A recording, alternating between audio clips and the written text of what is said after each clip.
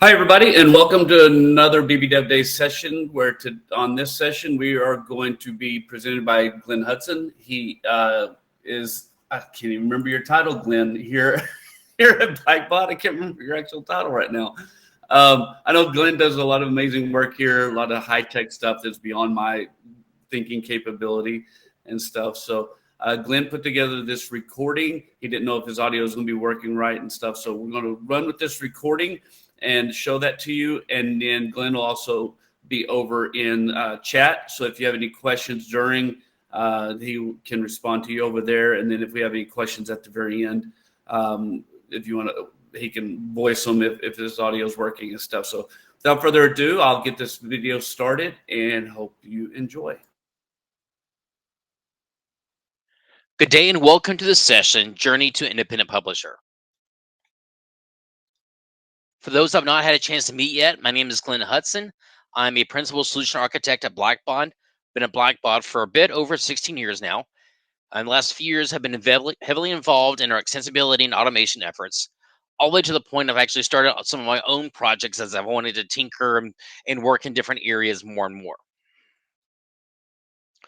About this journey, this was work done independently of Blackbaud and independent of any other company or service mentioned. All trademarks, logos, and brand names are the property of their respective owners. This comes in as a key thing in just a moment or two. So a brief history of the Power Platform connectors. For the first years of the Power Platform, the only ones that could submit connectors were the owners of the underlying services, the underlying APIs, which meant Blackbaud can only submit Blackbaud connectors, Google could only submit Google connectors, and so forth. In 2021, that changed with the announcement of the Independent Publisher Program. Now, anyone can submit a connector regardless of their affiliation with the underlying service. These are signified by the red two-person connector icons, which I'm sure many have been seeing more and more on the Power Platform if you've been working on it for more than just a little bit. That's really opened things up as far as how many connectors and such have been on the Power Platform. You're going to hear some words and some phrases interchanged. One of them is going to be custom connector versus the certified connector or the independently published connector or what have you. Going to make some distinctions. Those who have been working with the Power Platform for a while may be familiar already with the concept called a custom connector. It's one that's been created for a specific purpose when an official connector isn't available or the official connector doesn't have all the features needed. These can be used internally in an organization or available for download by the general public. Think of the things such as there's a Financial Edge, unofficial Financial Edge NXT connector out there. There is the open source connector for Power BI out there. Yesterday we were able to talk about a webhook connector in regards to one that's been created. These custom connectors do not require any approval or verification process. Custom connectors may be able to become certified connectors either through the verified publisher certification process, that is, if they own the underlying service, or via the independent publisher certification process. So many things start off as a custom connector, try things out, then depending on if the person creating that connector is part of what owns that connector or owns that underlying service, then it can go down to one of the two paths. Some good to knows here.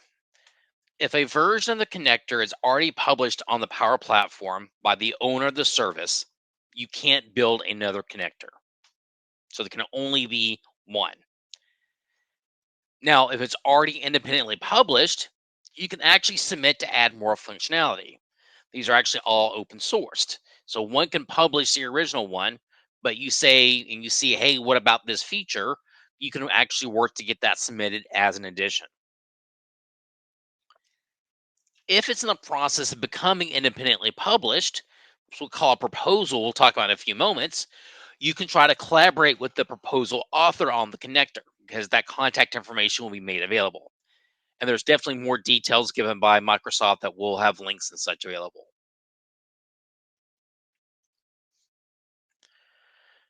So, how did my journey start? My journey started when I was researching some additional options for notifications from Razor's Edge NXT. I went with webhooks to SMS and started thinking about push notifications. Again, these push notifications either for Android or iOS and others. It's when you can actually the author on one side can push a notification to the app on the other side, whether it be news, sports, social media, or what have you. I did find several third-party solutions for sending push notifications, but only found one with an existing Power Platform connector that's called PushCut, but really wasn't meant for, there wasn't a focus on notifications. It was included, but it had a whole different focus there. It was only available for iOS. So I thought this may be a good example and use case to try out what does it take to be part of the independent publisher program. So before publishing something and creating a custom connector, you have to find an API.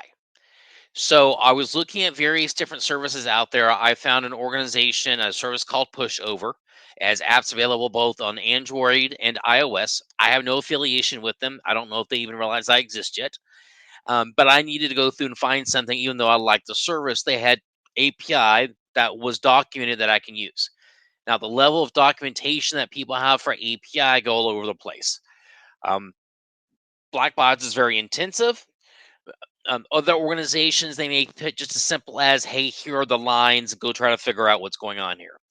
Pusho is really good is not only is there a lot of different APIs available, but they go through and actually explain what all the different things are and what's needed in regards to that.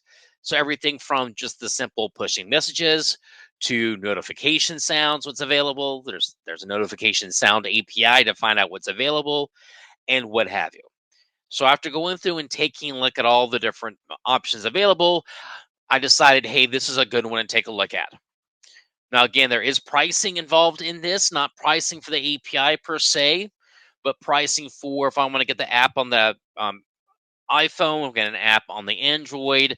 There's everything between one-time fees to get that downloaded past the free trial right now. As of the recording, they're $5 a piece one time, and there's also monthly things if you want to do centralized management, what have you. So between all the different options, I was like, hey, this, mechanically speaking, this looks good. So what do I do now?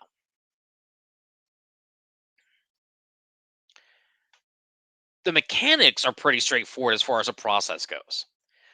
All submissions are done via GitHub pull requests. So though I have been posting stuff to GitHub, previously I'd never done pull requests before, at least through GitHub. So you need to be familiar with that.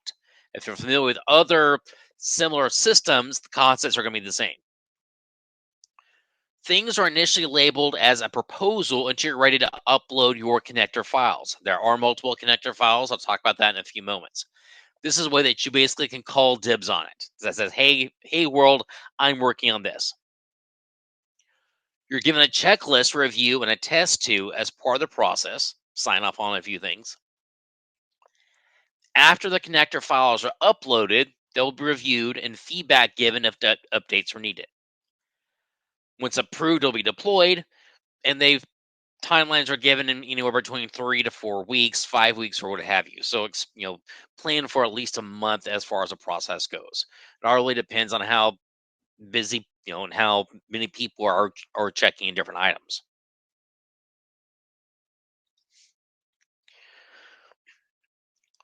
I won't go through all 6 bullet points, and there's actually more in just a few moments. But when you actually do start, you create a proposal for the first time. There'll be automatically generated a checklist of items that you'll need to go through and either say, yes, I've verified that I've tested things out, that I've put all the different things in my parameter files. I validated the API definition Swagger file. What's that? Um, and so forth. Independent publishers have some additional requirements they have to sign off on, or at least attest to, that they've named it the way that's appropriate for independent publishers, that that you've posted screenshots within that pull request that shows a number of different key things, such as, hey, I'm proving it's working, and so forth. Now, even though they'll give you a checklist at the top, what they don't give you is telling you that you have to put in a README that details items such as the purposes of the connector, how to get credentials, operations included, and other info. So if you don't include that README file at first, they'll come back and say you need to include a README file. And there's also a template there that's available. And that was the one of the key things that I got pushed back on is you need to have a README file. They're not really hard to create if you've not worked with markdown files before. There's a zillion tutorials out there, and GitHub has some WYSIWYG stuff available, so it's not that huge of a lift.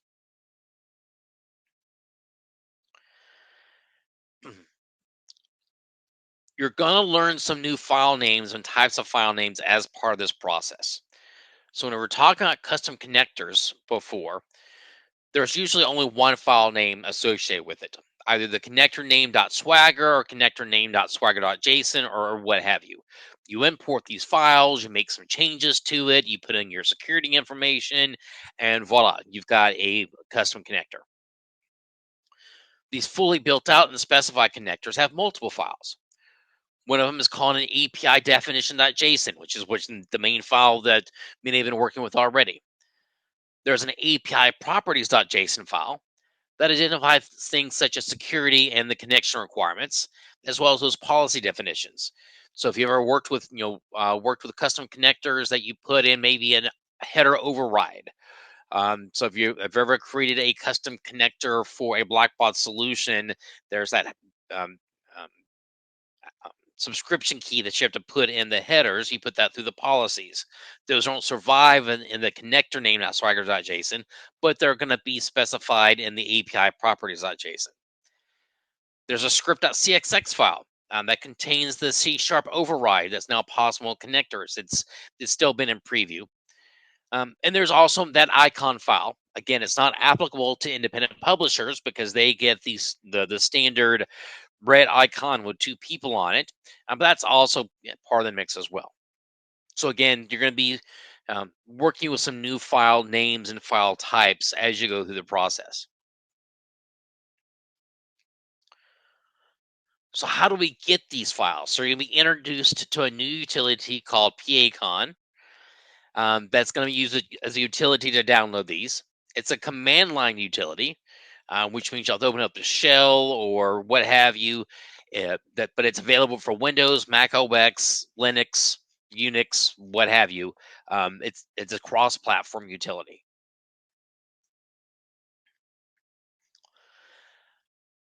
The key things that they're being looked for as part of this process is that README file, so you can explain to people that says, "Hey, do you need do you need an API key? And this is how you get it," and so forth. Um, some additional usability items, such as at least description and summary.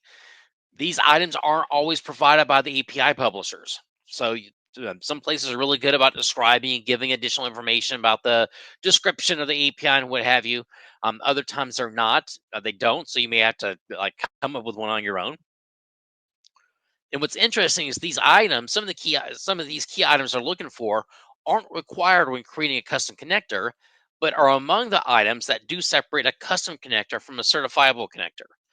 Um, the idea here, at least from my point of view and the way I read into it, is that it makes it more user friendly. Not everybody out there that's on the Power Automate platform may be able to do the digging into that sometimes maybe needed if you didn't have these things. So it makes it more usable by more people out there in the Power Platform community.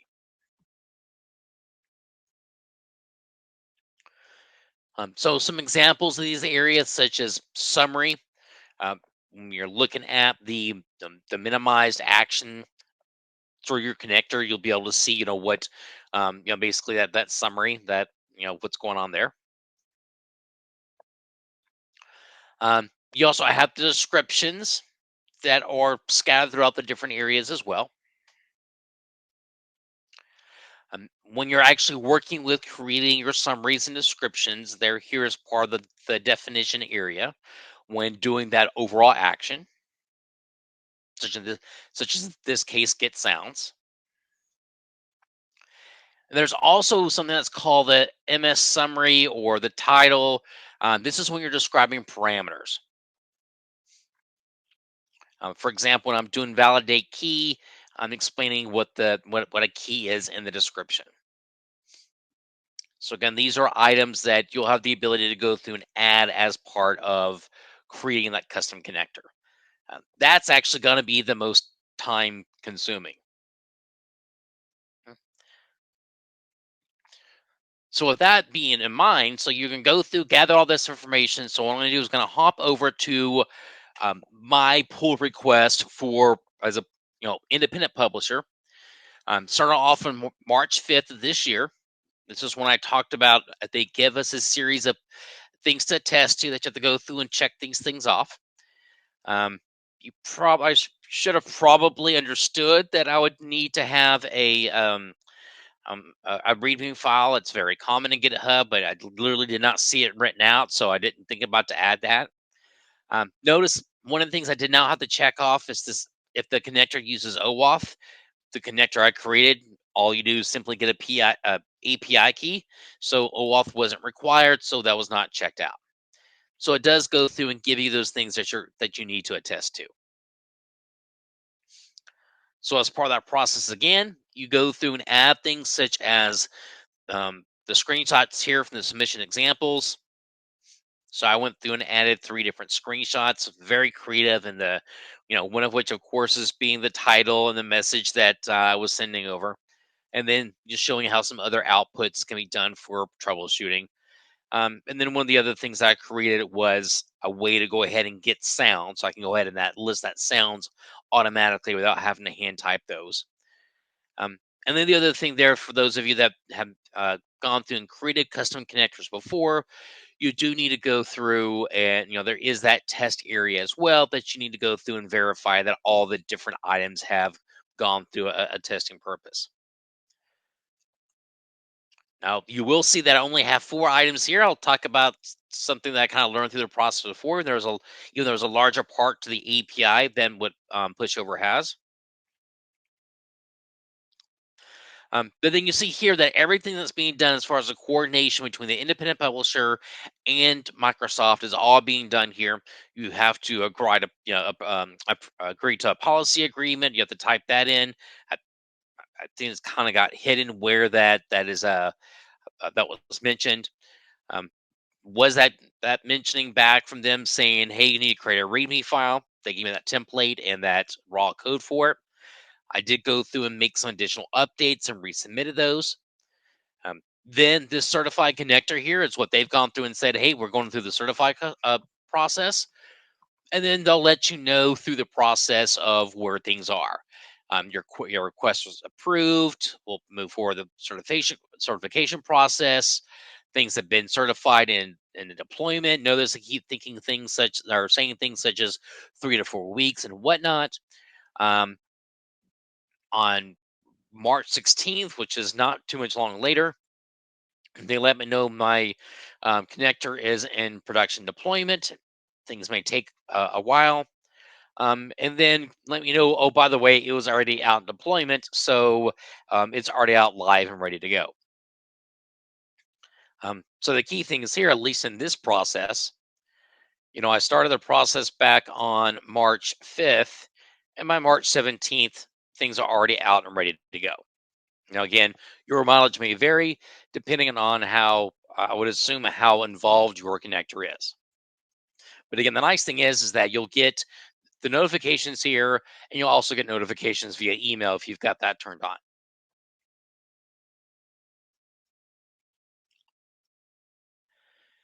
Some key takeaways and personal recommendations. Um, get familiar with GitHub and all the concepts of pull requests before embarking on this. Again, I had to go through and figure out, okay, how do I do a pull request? What are branches? All those things that I had not really had to worry about before. I would suggest that you have a good understanding of their underlying API before opening that pull request, because when you open that pull request, it starts as a proposal. You don't need much from that proposal other than attesting to a number of the different things. My humble opinion is that to not even start that part of the process until you've made the first version of the custom connector or gone through and said, okay, I can do this. Again, people may have some different thoughts on what have you, but that's something that I would recommend. And start small.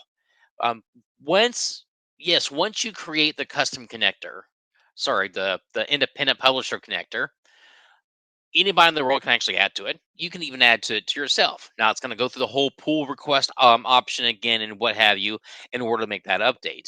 Um, but what I found through various small false starts, trying with other services first, I spun too many wheels trying to pull everything into the connector for the first time and not saying, let me just get through the process for the first time. So again, this was done back in March. We're already in June now, or later, depending on when you're listening to it. Of course, other things come up, but that is something that I'll then be investigating. Is what is that experience going to be for me in regards to submitting back to something that I've already created? But that way, and that may also help in the certification process, is that if you have 4 actions versus 400, that may actually speed up the process a bit as well. Um, so that was my experience here. Maybe for those of you that may not realize, okay, what are those red icons? What are independent publishers? If you've been creating these connectors and saying, I wish there was a different way or a way I can get them out to the outside world, you can certainly do that as well. And hopefully this can give you some insight about where to start looking. Certainly, if there's any questions, we'll switch back to live in just a moment. Whether questions here or just questions, in the real world, back as you start kind of looking at things, feel free to do things such as message me on the community and whatnot. All right, good stuff, Glenn. So if you have any questions for Glenn, remember he's in chat or he's here to answer any questions that you have. And a couple things that hopefully for those that were just kind of seeing what all this stuff was about, got some information about it. One thing I will mention is that, excuse me, I'm getting all choked up about this. One thing I will mention is that this independent publisher process is if you created a custom connector and want to actually have it visible to everybody else on the Power Platform. So as people are going through that search feature or what have you, they want to go through a list of certified connectors. That is what this independent publisher process is. For those of you that actually have an API already, it's going to be a slightly different process, but it's not too different as far as getting that out there. One thing I did want to clarify is that if you've created a custom connector already for a service that you may think other nonprofits will be interested in, but don't really want to go through the whole independent publisher process, you can still post that in our template area. You may already see a number of custom connectors already published there in the template area. So there's a difference here. So if you want to try a few things out, maybe you put together a custom connector, submit it to our template area, put on the community to let other people know about it, have people kind of kick the tires on it. If you find a number of people are actually liking it and using it, at that point, then you may want to say, hey, I want to push this out through the independent publisher process. So definitely a number of different roads there.